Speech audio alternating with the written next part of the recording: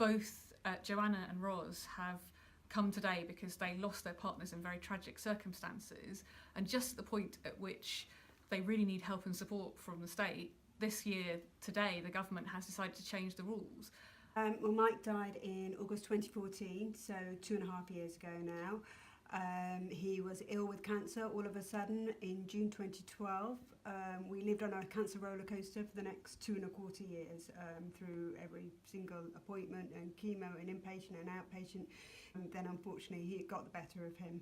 So 2.5 years on, I am still living on what is called currently, until yesterday, Widow's Parents Allowance. What difference does Widow's Parents Allowance make to you and your family? It pays, it's our weekly income, along with a little bit of child tax credits and a bit of child benefit, but the larger sum is the Widow's Parents Allowance, and that pays our bills and our food.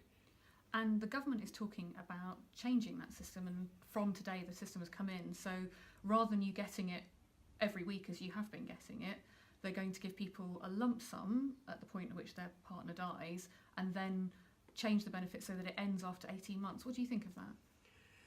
18 months isn't very long. At 2.5 years on, I'm just trying to put my life back together. My children are now 6 and 12.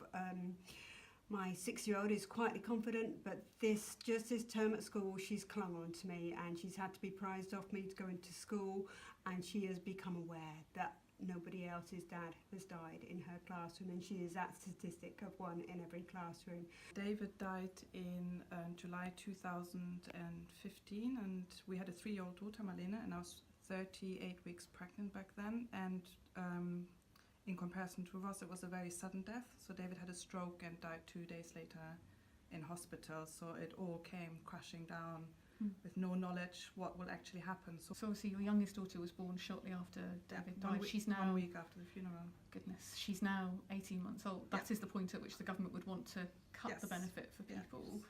So what do am I you feel back on your feet, completely ready? I mean, I actually did go back to work.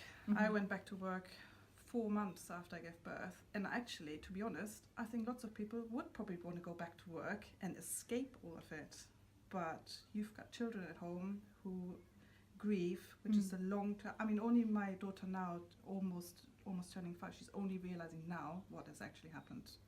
So I actually think she's in a not better place now than she was 18 months ago, because she's too young to grasp. And like Ross said, she's realizing now it is not normal to not have a dad. It's not normal that your father has died. It's not. Yeah. That my children have already lost one parent, and the parent they've got left needs to be there for them, not somebody else caring for them all the time. They need the parent that they've got left to be there. The government says they've made this change because Widow Parents Allowance was brought in at a time when women didn't work, and they're worried that if they give you Widow's Parents Allowance for every single week until the child is an adult, as the current system was, that might make women dependent on the welfare system. What do you say to that, Ros? We're not really dependent on the welfare system because it relates to our husband's national insurance contributions. It's about what they paid in during their working time. They will no longer claim a state pension. So while I was in hospital, we all assumed that there would be something like a widowed parents allowance, because in Germany, for example, it's split. It's split with a widowed pension and an orphan pension. So children will still receive the pensions even if the parents weren't married or they were divorced.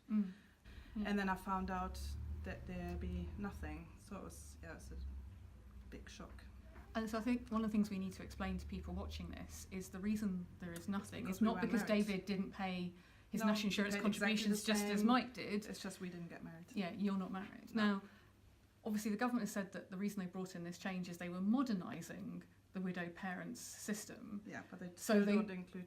Yeah, so they've made the decision that women now work, and therefore the idea that you would need the same support that the system brought in the 1900s would provide has meant them they wanted to cut the scheme. Yeah. But what they haven't done is extended it to people who, for whatever reason, have chosen not to get married. Yeah. How do you feel about that? I feel punished for our choices, and also, I mean, it's our choice to make. It's got nothing to do with our children. I mean, my children shouldn't be penalised because David and me chose not to get married, and it's got nothing to do with modernising. And I think it's a statistic of almost over 40% of people who have children are not married, and that's just a reality. And the government has to accept that is very much the reality. And I feel my children, they don't even know about it because they're only 1.5 and 4.5. They're being penalised by it. And I think David would be appalled. People are divorced, you get maintenance payments and they've still got the other parent about. If people become foster parents, you can't work because those troubled children need support. Our grieving children need support. We need support because we've been grieving, but the support comes from national insurance payments. It's not from anybody's tax-paying purse. It's from what our husbands have paid or wives, in the other instance, are paid into the system, and they're not around to claim their state pension, and they never will be. And what do you think would have happened to your family if that support had been cut at 18 months? We would have used up all our savings by now. So you would have been in debt basically by now? Yes. When I questioned him about this in Parliament, said it would be intrusive to ask you at this point about your family relationship. I know. Please, I can explain all of it if I would get the money. No, it's silly because, I mean, you've been through the worst thing that could happen to you, and nothing like that is intrusive. Mm-hmm. No. So we hope we've explained what the issue is with widow parents' allowance. We'd like to see this change reversed, and we'd also like to see widowed parent support being given to all parents, whether they were married or not, so that every child who's in the tragic circumstances of having lost a parent isn't penalised by the government at a point when they need the most help. You can help us by sharing this video to help people understand what's happened, and then asking your Member of Parliament to join us in trying to challenge this decision.